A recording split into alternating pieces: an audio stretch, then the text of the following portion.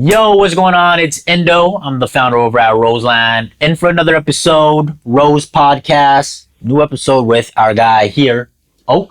Mr. One of a Kind, O-A-K. What it do? Ooak, super talented, hardworking guy, down to earth, and in my opinion, one of the more easier and respectable people to just really work with in the game. Ooak, tell them a little bit about who you are, what you do, and all that stuff. Yeah, most definitely. First and foremost, that's the utmost love. You know how I feel about you guys. You feel me? You guys are the utmost professional, kindest, on the ball crew to be around working with, to be real with y'all. So it speaks for itself, you know? A little bit about me. Yeah, I'm an artist. I am an entrepreneur. I am a human, first and foremost. And I'm here to spread a message of love and positivity to the world. It's kind of going to get a little bit mucky getting to there, but you know, that's what I do. I've been rapping since I was 10 years old. It's literally been the only thing I've ever wanted to do. And with the help of y'all, with the help of my brother Glisten, you know, with the help of all the homies, we've been able to make the dream come true. And not for nothing, it's only getting better and better. Exactly. And why don't we go into it with the main questions? Like, why did you start the music? Phew, man. I was a chubby little fat kid when I was smaller, and I really wanted to get the girls' attention. So actually, I remember my first rap. It was on Valentine's Day, grade 4. Okay. And I didn't get a Valentine's Day card, bro. I was feeling down. This is real shit too. This is a real story. Damn. And yeah, I wrote a little rap, and then I'm like, yo, this is kind of cool. And I remember back in the day, we had the CD players. Okay. Yeah. Not to date myself, that I did that back, but my auntie, she made me a mixtape, one of the first mixtapes I ever got, and it had like Tupac on it, Eminem on it. Then it also had like Europe on it. It had like Judas Priest on it. So I got like a bunch of different flavors on that. And I just remember waking up one Saturday morning and just blasting that in the headphones and just Nelly Grills. That's what it was. It was Grills by Nelly. I'll never forget that track. And then I just kept going with it. I remember I used to battle kids on the schoolyard. Really? Battle rap. Yeah, bro. Even in high school. I didn't know that. Ooak, the battle rapper. I just love rap. You feel me? I just love putting the words together. You know, I'd say my strongest suit is the writing aspect of it. You feel me, fam? So it's like, yeah, bro. Why I got into it is because I thought I could do it better than everyone else too. That's it. That's all. Well, it's real because when I have conversations with people about rap or hip hop, people always tell me and describe it so nicely in the sense where hip hop rap is just a product of your environment. Like you're 100%. Talking about your environment. A lot of the people I grew up listening to were always able to really describe and storytell where they grew up from, you know, what they did on a daily living and just put you in their shoes. So when I think about the rap that you do, I mean, tell the audience, what type of subject matter do you focus on? I think you nailed it on the head with that one. It's really my environment. I'm not one of those people that rap about stuff they don't do, thankfully. One, just because I don't want to be caught without it, you know what I'm saying? No LARPers in the chat. No LARPers, not at all. No, yeah, with my music, it's just what I seen. I want to portray the image that I've seen my whole life, you know? And writing is my strong suit. I feel like I could really put that together with the music. I had a nice funky beat to the end of it, and it sounds good. And people could really understand me without even having to talk to me in real life, you know? So how's the journey been so far, man, with the music? Because you've been at it for a little while. I actually remember doing a little bit of like, maybe the words research, just digging into your older videos. And how much it's changed a lot. Like I remember when you had hair. I didn't even meet you when you had hair. Straight up though, straight up. Long hair too, bro. That shit almost killed me. That was a different time in your rapping. How have you evolved from that era to where you're at now? Yeah, most definitely. To be honest, I think it's just free throws, bro. It's just being in the gym, practicing with something that you love. And I truly do love this. I'm putting the hours into it. You know what I'm saying? So it's repetition. It's starts with one song. That's the one you put out. Yeah. And my philosophy's always been, your best song is your next song. You should never be stuck on the song that you're on. You always got to keep moving because you know just as well as I do how fast the market moves. And you'll be here today, gone tomorrow. You know what I'm saying? So it's like just actually giving it the time and effort to wanting to do it, linking up with the right people. Because it really does make or break. You get with the wrong crowd, you get with the wrong people, they'll lead you the wrong way. And then, you know, it can set you back 10 years opposed to shooting up to where you want to go. But yeah, it's been an interesting journey. I'd say it's a humbling journey too. Because I came in with a big head. Obviously, as a rapper, we're braggadocious. We're a little egotistical, if you will. You know what I'm saying? And it humbled me, especially in the city that we're in Toronto. Like, you can't throw a rock without hitting a rapper nowadays. You know what I'm saying? But it really put a lot of things into perspective for me, and it actually just fueled the fire a little more. Truthfully, yeah. So, like, when you think about the rap that you're making now, I mean, what would you describe it as? Now, very introspective. Very introspective. Something I always wanted was to have a little bit of something for everybody. Hence the versatile and versatile fool. You know, I always wanted, you don't have to like every song I make, but there's one song for everyone. That's my thing. You know what I'm saying? And yeah, bro, now it's just more introspective. As I'm getting older, I get to touch more on mature subject matters, more on my, be more vulnerable, even if you will, you know, tap into more of my emotions. I feel like younger me was more on some Playboy fly shit, you know what I'm saying? Having a good time. And I still throw that in there, but now I'm giving you the other side of the book, you know what I'm saying? I'm giving you the, what's it called? The rings to the tree, if you will.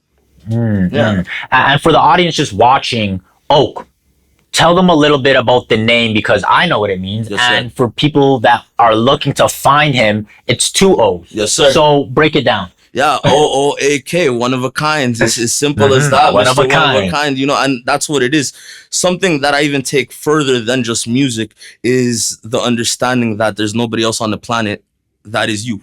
I am a one of a kind person because there's no one else that could do what I do. And I feel like I get a lot of power from that. And I feel like I like to encourage that message, especially to the youth, because I feel like coming up, there's a lot of social pressures. There's a lot of BS that goes filling up kids' heads. Yeah. And it's like, bro, when you realize, yo, it's me and that's it. Yeah. You really get to take off. And that's where one of a kind came from. It used to be Big Homie Ooak, but in my neighborhood, there was already a big homie. And I didn't want no problems, you know? So I said, you know, I chopped that. I just let him know it's Mr. One of a Kind. That's me. And that's how it goes. And I really try and live by it. I really do. That's really cool. Maybe we can go into some hot takes. I mean, rappers. Like, who are some people that you find that have really influenced you? Do you want to give the audience a list of the top 5 for you, or For who's sure, on your Mount Rushmore? For sure. On my Mount Rushmore, I gotta say, I'm not gonna put myself on there, but I gotta say, Lil Wayne's probably my favorite rapper of all time. Okay. Why? Because I feel like a lot of his messages go over people's heads, but when you really sit down, he's got bars, but he gets really introspective as well. So like, I like the mix of the bars, but I like how he could touch on certain factors about his life, still making it sound hard though. Everybody has a favorite Lil Wayne song, you know what I'm saying? Exactly. I go Lil Wayne. A hot take that I always tell people, I get mixed reviews of Chief Keef. Okay. It's Chief Keef, for sure. I think all throughout high school, it was North Face jackets, fitted caps down to the brim, and Chief Keef playing. That's all it was. I remember. True Religions. literally, I had a homie. Shout out to the homie C. He used to wear 2 pairs. I seen someone wear a pair of True Religions like yesterday. I was like, whoa, it's like 10 years old. Bro, I'm telling you, it's coming back. It's coming back. It's coming back. Bro, my bro used to wear 2 pairs. That's how crazy. Look, he'd hang one off so you could see both the logo. Craziness. But yeah, bro, I really enjoyed that. And I actually think he's getting better as well. Being similar age to him, it's kind of crazy seeing the trajectory of him and to what he is going. Yeah, he came out young too. Like, I was like 16, right? Like, yeah, most definitely. So Mount Rushmore's 4. I gotta be real. I'll throw Eminem in there just for the sole fact of it was something I understood growing up. You know, obviously, being a white man, I came up listening to him first, and it was so aggressive in the beginning of the 2000s. You know, he kind of took the world by storm. Even outside of him being quote-unquote white, he was just really one of those artists that kind of broke the barrier. And broke down that, like, cultural thing where, like, again, like, as we talked about, hip-hop is like a product of the environment. Eminem was just talking about his environment, which is, for him, he was like, quote unquote white trash. Exactly that. Yeah, most definitely. It's a toss up for 4th, but I gotta be honest with you. It's the one that means the most to me. It's my man Glisten. Okay. I ain't gonna lie, bro. To be honest with you, the local talent. You feel global, soon to be global. I'm gonna tell you something about my man Glisten. This is someone who I've held in such high regards for well over like almost 20 years now. Goodness. He's been my brother ever since I met him. We had so many fun times before the music. And I remember I started being serious with the music a little before him. And when he locked into that, bro, he shot up, bro. Yeah. Like, I get in front of a microphone. This man gets in front of the microphone. He edits his music. He mixes, masters. Literally, there's nothing he can't do. And it's inspiring to see. It's really inspiring to see, especially when it's one of your brothers. I think it's also underrated that you bring up, and I don't think a lot of people even talk about it when they bring up their like top 5 rappers or their Mount Rushmore, to actually mention someone that they actually know. 100%. Because it's just like a common thing to be like, oh, like I listen to this guy's so great. Yeah. But like it's different when you're actually with the artist and you kind of see their work ethic and kind of work into it. So again, shout out to Glisten. Yeah, for sure. And I'm even going to say this one step further. I know it was top 4 rappers, but this guy transcends it, bro. And I can't wait for the people to see what I see and what we see every time. Literally, it's going to be amazing. I can't wait. Which music do you like making personally? Like, is it the introspective stuff? Because I've heard some of the lovey stuff too. The lovey stuff is cool, and then the party stuff. And the last album you dropped, Saint Flair West, out now. Yes, sir. Right? Yes, Tell me a little bit about that. Yeah, on all the SPs. I actually worked with Marv. Rhozeland, of course. I was in the studio locked in with y'all for a time, and it was a lot of fun, man. It was a lot of fun. I went there on my birthday, and the thing is, when I get with y'all, we just bang out songs so fast, and it's just understanding, you know. Saint Flair West. So for the people at North York, born and raised, you know, on the corner of St. Clair for sure. I had to flare it up a little bit with the name change. Yes. So something about all my projects, they're a little bit they're kind of characters in a sense. You feel me? That was my 4th project. So it started with Versatile Fool, which is my Instagram name and was as I would say, the debut to everything that I started with. I went into Forrest Gump. Forrest Gump, my favorite movie, of course. And it was kind of like a love story. It was a little bit of a love story between me and this young lady. True story too, you feel me? I only talk about some real stuff. Facts. And Forrest Gump, and then I went into The Love Bomber. I love that one. Oh, I love it, bro. I love that project. That's probably my favorite type of music to make, truthfully. Because, you know, it gets the girls going. It's fun. I don't take it as serious in the sense to the penmanship. The penmanship's always going to be there, but it's more the melodies. It's more the singing. It's more the fun, you know. More flexibility. Yeah, you know, and then you cut it up at a party. Every girls are shaking ass. Mans are having drinks. Everyone's having a good time. Yeah. I like the deeper and darker stuff too, but I feel like that's for a certain mood, most definitely. But I'd like to change it up, bro. I feel like there's no need to be a one-trick pony, you know what I'm saying? Unless that's what you want to do. For me, I like to go everywhere. I like to introspective here, a little lovey-dovey here.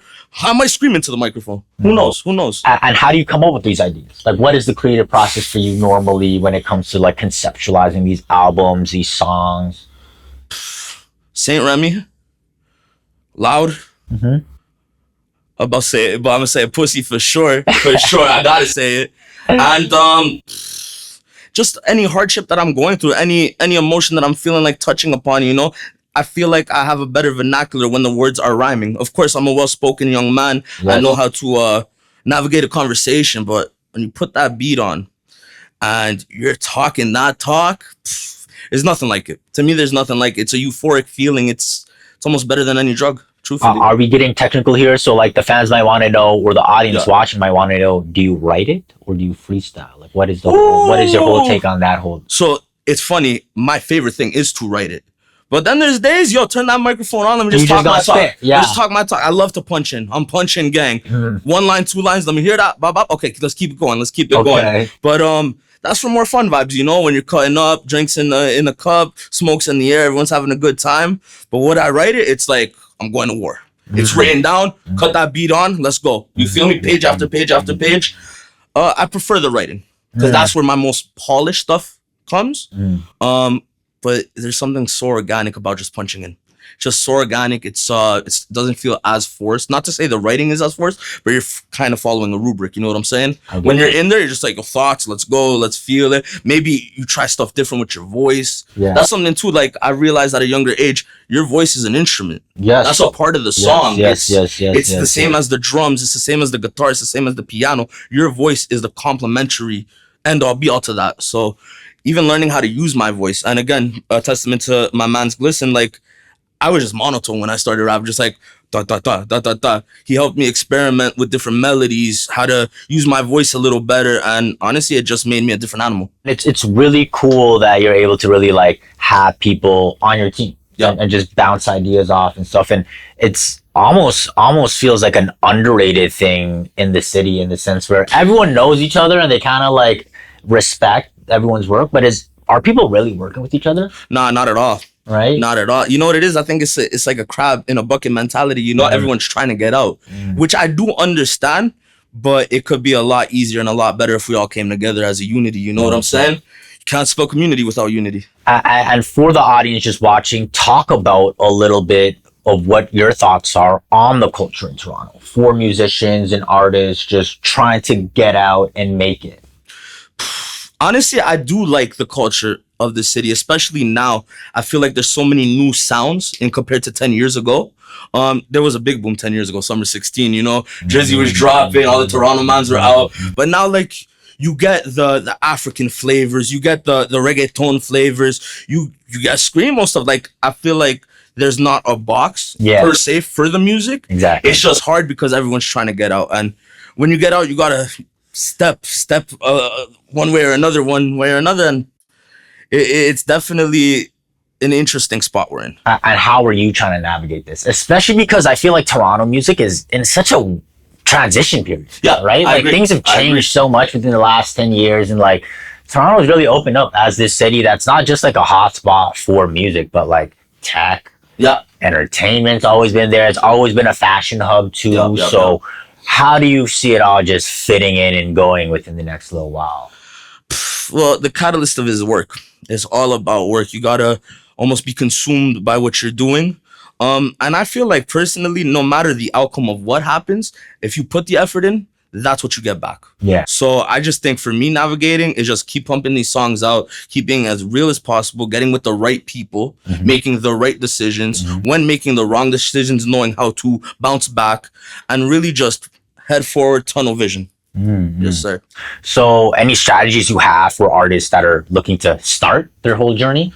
Yeah, and you nailed it on the head with that one. It's start. That's the advice I would give to the people, because even myself, when I first started, it's almost like you're in search for perfection. And then you get caught up in almost an idea that's in your head that isn't a real thing, you know? Like what you hear in your head, you have to translate out. Yes. So it comes to collaboration as well. If you're just recording and you're rapping, you have to be on the same path with the engineer. You have to with the beat maker. You guys have to be in sync. And the biggest piece of advice I could give is don't go to the clout spots. Go to the people that you work best with. I remember me and this guy, when I first started rapping, this is a true story, and he was there to testament. We'd go studio to studio, and I would pay mans just to talk to them. Literally, yo, what's your 3-hour rate? Here's your money. I don't want to record. What's good with you? See it out, and that's how my first album got made, in a studio called Studio 6 over there on Scarborough. Wow. Shout out to Pharaoh, shout out to Winter, shout out to Astro, shout out to all the homies. And literally me and this guy, every Sunday we were just there. And I remember the first time going there, and I literally said, bro, I don't want to take up your time. Here's your money. Tell me about yourself. And we really meshed. And that was a philosophy that I took with me the whole time. I'm not trying to work with whoever the biggest is. I'm trying to work with who the best is, because that translates. It really does. Yeah. I mean, there's so much that just makes me think about just what you said. The biggest thing that comes to my mind is actually just, how do you manage the music as you're getting older now? Because you've done all these different projects. Yeah. Put on all this music, but now we're hitting like our 30s. Yeah, bro. Right? Like we're in a different decade, and like, can I not say rap is like a young man's game? No, you're 100% right. You're 100% right. What do you think? I think it comes with growing. It comes with growth, you know? It is a young man's game. It's a braggadocious sport, you know? There's not many people that are tuning into, quote unquote, the 30, 40-year-old rapper, you know what I'm saying? People catch their buzzes, you know? When it's good, it's good. But how I manage it is try not to take the age too seriously. Take it day by day and just follow the love. If I don't love it no more, I'm not going to do it. Truthfully, that's just what it is. If you don't love it, why do it? I'm not going to force nothing. I got tapes. I'll go listen to that shit. I'll go listen to the love there. But yeah, just follow your heart, follow the love, work hard though. That's what it is, because if you're working, you can't focus on the bullshit. You're focused on what you're doing. And yeah, bro, it's just having fun, fam. I'm gonna always put it out. If it's received, it's received. It makes me feel good. That's all that matters. What do you find as like bigger challenges that you're dealing with now as a musician? It is balance. It's definitely balance, especially being up and coming, right? Like, I wish money fell from the sky, but we got to go get it. And music is not cheap, bro. Yeah. And it shouldn't be. People invest their time, which is way more than money. endless hours of learning. I know Marv, Gliss, you are, when people are not seeing the product, they don't understand what comes behind it. You know what I'm saying? I seen a quote not too long ago. I'm gonna butcher it, but everyone sees Usain Bolt's 20-second sprint. They don't know the years it took for him to get that 20-second down. Exactly. And that's what it is, bro. It's about everything that's behind the scenes. It's not the song itself. It's what came into making it. You know what I'm saying?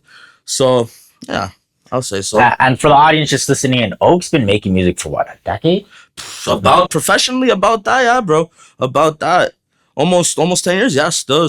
Obviously, it's been longer, just like messing around and whatnot. But yeah, first real album in 2019. But we had singles before that. Yeah, it's actually about to be a decade in February. Wow. Yeah, bro. Wow, and I never stopped loving it, bro. That's what I'm saying. And you gotta keep doing it. And it's funny that Oak brings it even on up again, just creating and starting.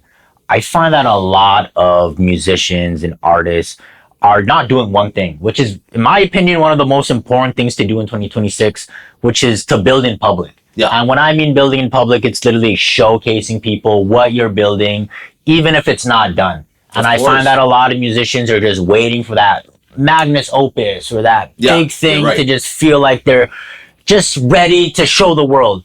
But is it even ready? And the question for me is like, it'll never be ready. It'll never be ready, right? And it just almost feels like you got to just keep building in public and releasing it as much as possible. So then when I think about where you're at in your journey, how are you marketing and just putting out yourself? That's differently from what you're doing 10 years ago when you started, right? This idea of building in public and most definitely emphasizing that. Well, I think certain positions I put myself in terms of like getting money, in a sense, lack of a better term, has given me a lot of ease into stuff like that. I feel like my best marketing strategy is actually myself.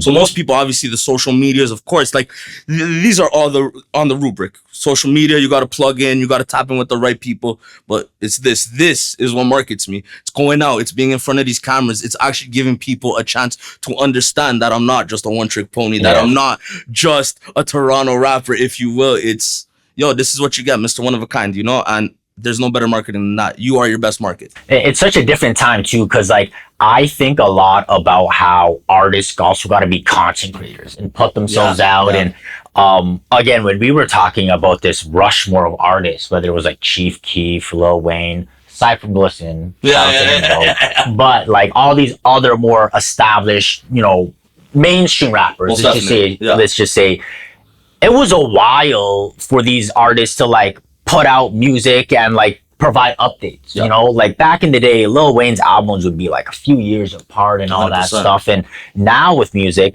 you got to almost post every day, right? You got to post every day. And how do you feel about that intensity and pace? Because it just seems so exhausting. And then I'm just wondering for musicians like yourself, like, don't you ever get tired of it? Like, bro, no, definitely, bro. And especially the type of man I am. I'm a person who is actually outside all the time, you know? So it's like, it's almost crazy. In the past 10 years, the internet turned into reality, and reality is kind of second fiddle to what's going on. It's real. Yeah, it's crazy. You know what I'm saying? So it's like, I don't know. It is tough, bro. It's really, for me, it's tough because I'm literally always outside and my phone's barely ever in my hand, you know?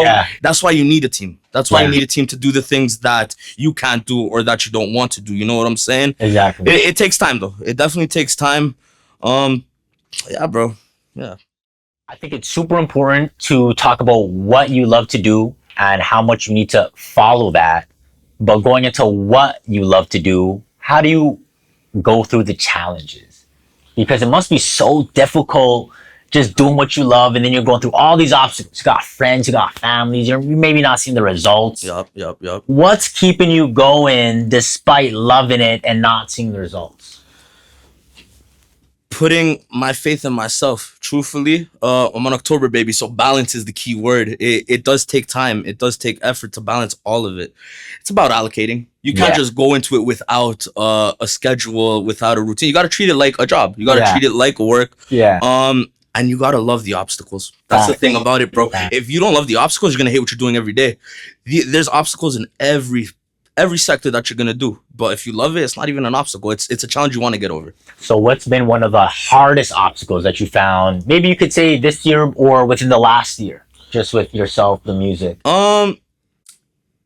It's a little cliche. It is to stay focused. Yeah. Because you do fall off track, especially, you know, being fly, young and handsome, you know, you got to go outside. You got to enjoy life. But it's about keeping it. Yeah, you know what I'm living saying? It's life. about keeping focused. You got to treat it like it's a job. So you got to allocate time to these things. Yeah. And you gotta balance it too. It's not all about work all the time. If it is all about work, you're going to get consumed and you're going to fall out of love with it. And you gotta love the challenges too, bro. The challenges are what make the reward so much beneficial. You know what I'm saying? Been some of the bigger challenges you've been facing the last year? What did you say? I feel like it's always a battle with myself internally. You know what I'm saying? It's always me versus me. I never look at it from the outside. It's always me versus me. So I could get ahead of myself sometimes. I could lose a little bit of focus. I'm only human, right? But being an October baby, balance is the key component to my life. So it's about trying to keep things balanced, and it's about just loving all the good things that come with the bad things. Yeah. Because it's always gonna be like that, bro. I remember so many times we'd cut open the program, lost the song. Video, lost files. And that shit, bro, it happens to all of us. It happens to all of us. And that discourages you. And that's what separates the good from the great, because a lot of people, once that happens, yo, fuck the program. We're not doing this today. Nah, that's when you get on, you re-record that, and you make it better than what it was. That's all it is, bro. You gotta fall in love with the bad. That's the first and foremost. Because the good, who don't like it? Exactly. Straight like that, you know what I'm saying? That's my philosophy to it, bro. Still, and that's what I encourage everyone to do, is fall in love with the bad things of your job. Because once you got that, you're not going to work. You're gonna go make love. That's what it is. Least I'll say is that I think it goes hand in hand with the challenges that we face. You are doing what you love, but you're not seeing the results sometimes, whether from friends, family, or just overall marketing that you're trying to push. So how do you just keep going? Well, you said it, you got to keep going. That's first and foremost. You got to stay focused, bro. The thing about it is you got to treat it like it's a job. So you got to allocate time to these things. Yeah. And you gotta balance it too. It's not all about work all the time. If it is all about work, you're going to get consumed and you're going to fall out of love with it. And you got to love the challenges too, bro. The challenges are what make the reward so much beneficial. You know what I'm saying? What have been some of the bigger challenges you've been facing the last year? What did you say?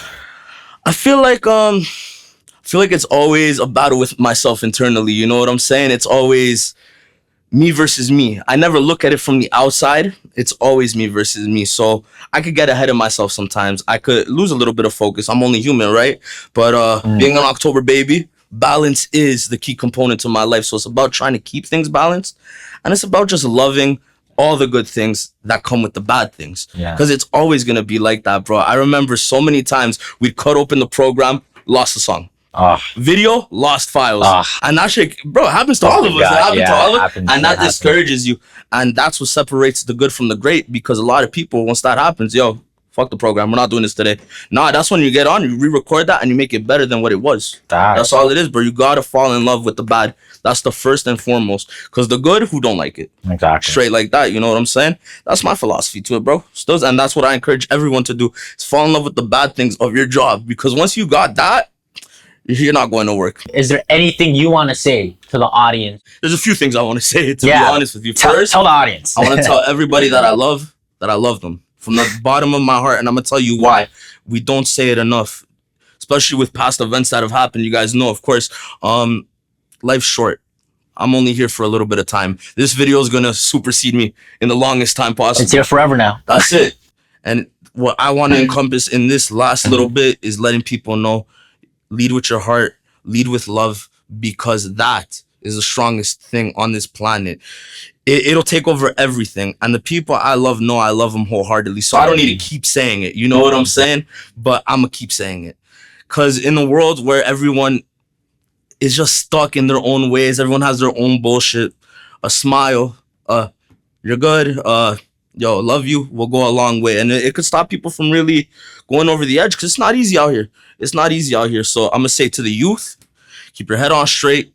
If you're into the books, keep your nose in the books. And if you're not, that's okay too, because there's multiple different ways to get it. You feel me? Do it with love. Do it with hard work and effort, because nothing comes easy. My mama used to say, what comes easy goes easy. Thug it out, tough it out, and you're going to reap the benefits of your reward. You know what I'm saying?